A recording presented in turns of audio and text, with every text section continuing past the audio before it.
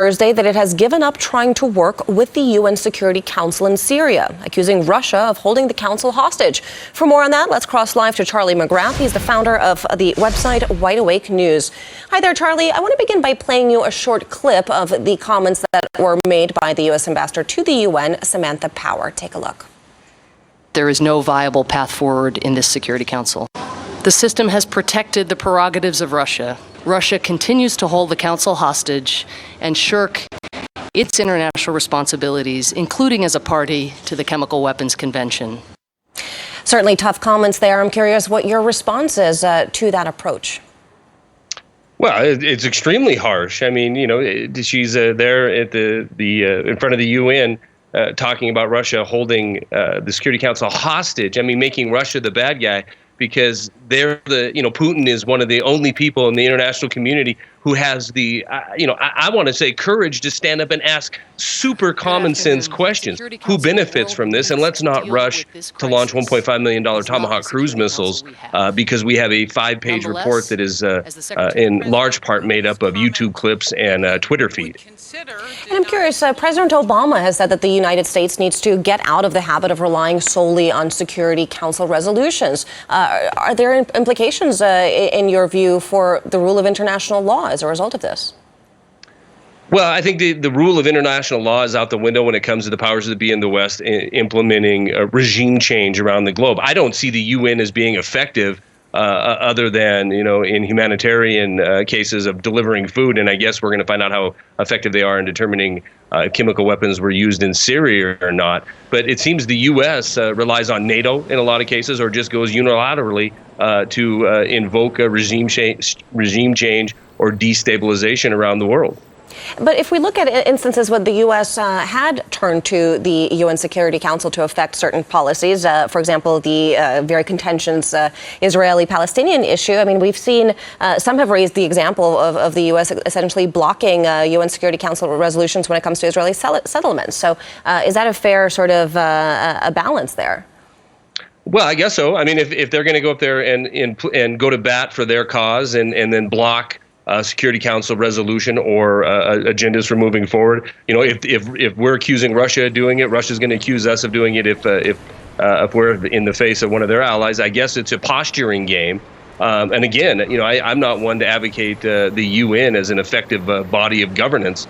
Certainly, I don't want the UN determining who the United States of America is going to go to war with. But it seems, Lucy, it's just the exact opposite of that. We're acting first.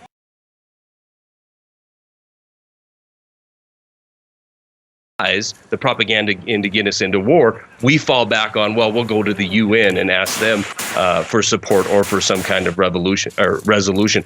But for powers to come out and just blatantly attack Russia in the midst, at the beginning of the G20 economic summit, I think it really is a smack in the face to Russia. Well, you mentioned the international community here, and I'm curious because the White House has said that the red line on Syria was, in fact, set by the international community, not by the United States itself. Of course, any sort of chemical attack would be absolutely horrific and beyond the norms of any sort of international law if that's what's going to come out of the UN report. But at the same time, why then is there so little international support for strikes in Syria at the moment? Because we've killed, literally, estimates are over millions of people over the last decade prosecuting war.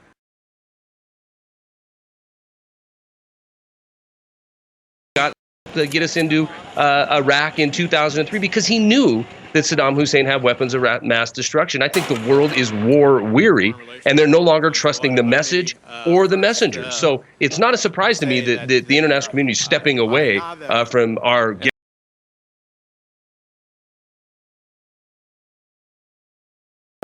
Well, if the world is wary of war, diplomacy should seem like a viable option. But at the same time, we recently just heard that both the Senate Majority Leader and the House Speaker have both declined to meet with their Russian colleagues who are currently in Washington to try to discuss the situation in Syria. What do you read into that decision? Well, I have an interesting point of view on that because, first of all, I think the powers that be in Washington, D.C., both red and blue team, can use this situation in order to solve other problems outside of the Syrian crisis. We're bumping up against $16.6 trillion in debt. We've been at 100 days consistently at 25 million below our legal debt limit. A Syrian conflict would certainly help alleviate that problem by increasing a debt ceiling when we're all holding hands in a patriotic cause of war. But let's not kid ourselves. The president made it really, really clear. He isn't invoking Congress under some constitutional mandate. You know, he's not using the Constitution and going to go the way Congress decides we should on Syria. He's going to do what he's already predetermined he's going to do. He just wants Congress involved because he thinks it will be a stronger statement that if the American have skin in the game. This is, I'm paraphrasing what he said in Sweden just yesterday. So even though Congress is involved and more than likely will come together and authorize some kind of use of force in Syria, it's irrelevant because the president, I think, has already made up his mind, along with the powers that be in Washington, D.C., and people around the world, namely AIPAC, they're all on board, as well as al-Nusra and al-Qaeda, that this attack is going to go forward. So even though we're talking about Congress and the people having a say, the truth of the matter is, I think it's been predetermined, and they're going to proceed regardless of what we, the people, want. All right. Well, certainly a divisive issue both in the United States and abroad. Charlie McGrath, thanks for weighing in with your opinion there. Thank you. Well, more world news after the break, including an offensive launched by record labels against internet pirates. Do stay with us.